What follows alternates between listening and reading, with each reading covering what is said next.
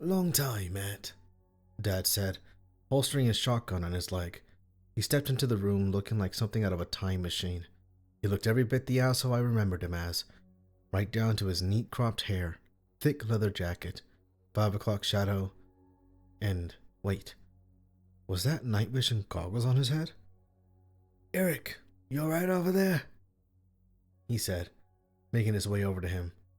Eric nodded, still pulling himself out of his panic attack. He gazed at Dad in disbelief, and I couldn't blame him. Eric hadn't seen him in 2 years, and I hadn't seen the guy in twice that. Didn't prick yourself with that needle, did ya? Dad said, giving Eric a once-over. He took the syringe from Eric's hand, held it up in the light to make sure it was still full, then pocketed it in his jacket. Good. What are you doing here? I said quietly. He glanced back at me. Well, I was invited, wasn't I? I think he means, Eric began. Dad cut him off. I know what he means. Raise your arms. Good. Nothing broken there. Eric shook his head. The poor kid was an hour younger than me, and our father treated him like he was half my age. All right. How are your legs? Dad, I'm fine, Eric said, standing up. He looked shaken beyond belief, his body still trembling with anxiety. I think Matt wants to know why you're here. And so do I. There was no escaping the question now. Dad sighed, a thick mitt of a hand pulling his night vision goggles from the top of his head. He dropped them on the table with a clatter and pulled out a chair with a screech, sitting down in it and looking up at the dark stalactites on the cave ceiling. I got your text, Eric, he said after several moments of silence. I sent you one back, but you never got it, clearly. No shit, I said. When did you send it, out of curiosity? Because we started our drive at 9 in the morning. Dad gave me a scathing look, his brown eyes colder than any blue. I sent it in the afternoon, when I woke up. Ah, there it is. Drinking, huh? Oh, give me a damn break, Matt. Don't fucking lecture me on drinking. Eric shot me a shrug, and I got the picture. I really wasn't a bastion of moral superiority when it came to booze. Even still, I had more questions. So what? You came as soon as you saw the text? Dad put his head in his hands, as if speaking to me was the most painful thing he'd experienced all year. No shit, he said, patting his shotgun on his thigh. Listen, I showed up, didn't I? Saved your asses? About that, I said, folding my arms and walking around Jake's motionless corpse. It was grotesque, with blood-streaked fur, massive feet and hands, and a set of jaws that made a tiger look like a bobcat. Looking at him, it was as if a bear had been mixed with a chimpanzee, with a bit of asshole thrown in. How did you find us? How did I? Dad leaned back in the chair, its legs creaking as he drummed his fingers on the table. He ran a hand over his scruffy face. Let's just say I knew a bit of your grandmother's electric interests and... yeah. He trailed off, a trait he and Eric shared. So you knew about this place? Eric said, doing his best to look at Dad in the eye. And you never told us? I stomped over, not giving Dad a chance to answer. I needed to say my piece. Yeah, you just walked out here and left us with a bunch of fucking lunatics? Then you vanished. Poof, gone. Who cares though, right? Not like we would have appreciated so little as a goddamn warning. Oh, you wanted a warning, did ya, Matthew? Dad shouted, losing his temper, a trait he and I shared. I did everything I could to warn you, both of you. I told you to come with me. I begged you too, but no, you wanted to stay with your dear old mom. And honestly, Matthew, and this is on you, after all the fucking tantrums you threw, the bullshit you tossed my way, I wasn't willing to fight it. Not anymore. You even poisoned Eric against me. I rounded on him, towering above his chair. It took every bit of willpower I had not to sock him in the jaw right then and there. 15 years and he still couldn't take responsibility.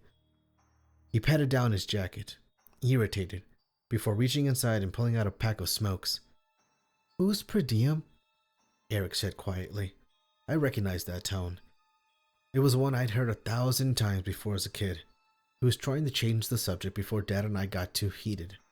Carpe diem, Dad said, opening his pack and sliding a cigarette out. Is the Lord beyond the veil? He made a mystical wavy gesture with his hand, then spat a mouthful of chew on the ground. Your grandmother, Gail, not Beth, was obsessed with him. Some kind of death code shit. He planted the cigarette in his lips and lit it, then held the pack toward me. No thanks, I quit.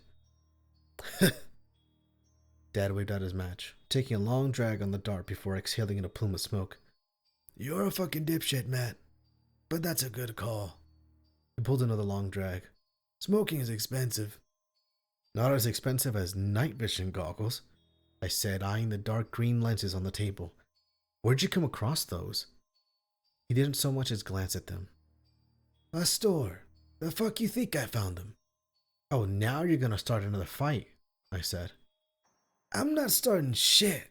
He took another long drag. I got them the same time I got the shotgun, when I realized I might need to use it someday. Thanks to your mother's bullshit. He nodded toward Jake's corpse. That's your uncle, I'm guessing. I nodded. Yeah, so you knew about that too? Had a feeling. Christ, Eric said, looking around in a sudden panic. Nolan! Shit. In the chaos of everything, I'd forgotten about him. Dad, give me your flashlight. I held my hand out expectantly. He looked me up and down, as though incredulous that I ever asked so lofty a favor as borrowing his light. You boys just say the name, Nolan? Yes, Eric said. He helped us and I think he might be hurt. Dad glanced around, suspicious. He's supposed to be dead. The light, asshole, I said, reaching for it. He pulled it away. Oh, now hold on, Matthew. Dad rose from his seat, clearing his throat. You mean to say your late uncle is here with us? I looked at Eric, pleading for him to do something.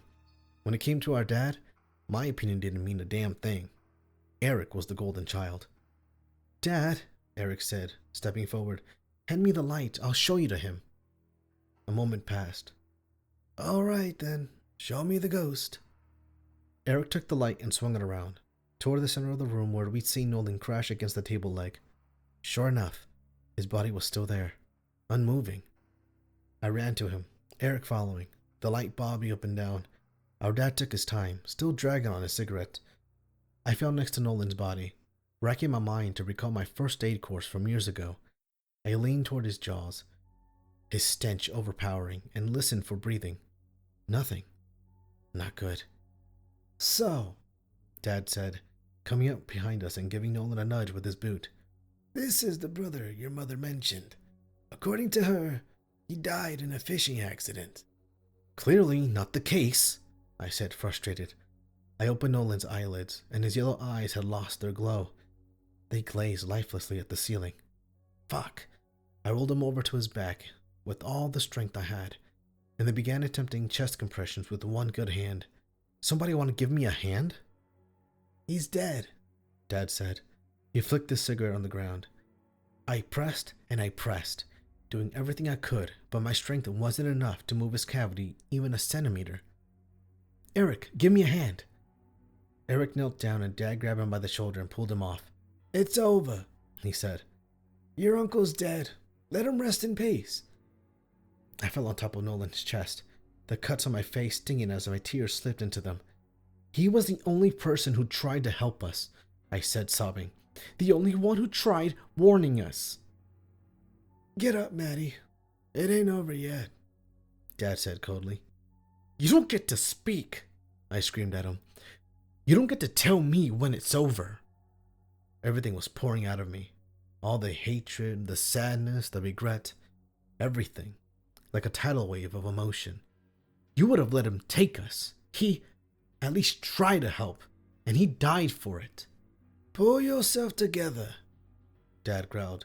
If it wasn't for me, the two of you would be lying there next to him. I lunged at him, hating that he couldn't for once have a damn heart. He struggled at me, but I got a foot behind his leg and tripped him over to the floor. We crashed against the cold stone, and my broken wrist screamed in pain, but I ignored it. I had one good wrist, and that was more than enough. I raised it up. Eric grabbed it, holding it back and keeping me from bashing in my dad's face. "Enough, Matt." "Yeah, Matt," my dad said, swinging at me from below and catching me in the jaw. I rolled off of him, dazed, and he clambered on top of me, delivering another short punch to the face. "That's enough." Eric dropped the light and tackled him, the two of them rolling off of me. I sat up, shaking the stars from my vision, and I heard something move.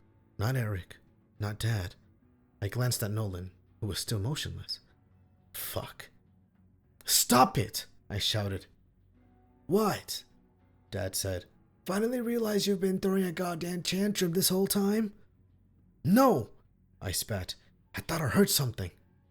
I reached for the light Eric had abandoned, sweeping it around the room. Everything looked as I remembered it, shattered and broken. I brought the light to the entrance, making sure no new cryptids were sneaking their way inside. Nothing. All clear. A massive form crashed in front of us, grabbing me by the length of my hair. I cried out as it lifted me up, my nostrils filled with the scent of blood, and it shook me, my neck feeling close to snapping. "No," it said, furiously tossing me aside. I crashed through a table with a groan, and my body too weak to move. I heard thundering footsteps, a shotgun blast, more footsteps, another blast, and then screaming. So much screaming. My vision dulled, my mind fading. No, I thought. Eric. I blinked, seeing only darkness. Every movement felt like running a marathon, but I needed to move. I had to. "Eric!" I coughed, my neck craned upward, following the beam of light toward an empty entryway. In the distance, I heard shouting, crying, hollering. I heard breathing, heavy, brutal breathing. I heard Jake speak. "By the time this is over and done with, I'm gonna be a fucking husk thanks to all of you. But lucky for me, I'm built sturdier than a human." I tried to rise to my feet, only to stumble and fall painfully onto my face. I groaned, rolling onto my back, while Jake continued. "Like I said, Eric, I'm a product of progress. Now let's make you one too." Darkness filled my vision, and I drowned it, lost in black shadow. My mind and thoughts drifted through a void, with only pieces of voices of moments breaking through. "I'm so sorry, Eric. I'm so sorry." Regret and guilt swirled inside me. "Good.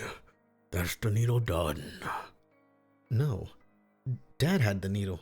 I saw him take it." "Dad." My voice was nothing. "Now say his name," Jake roared. "Welcome him into you. Welcome him beyond the veil." I felt myself falling away, losing consciousness. Eric was crying, sobbing. "Per diem." No,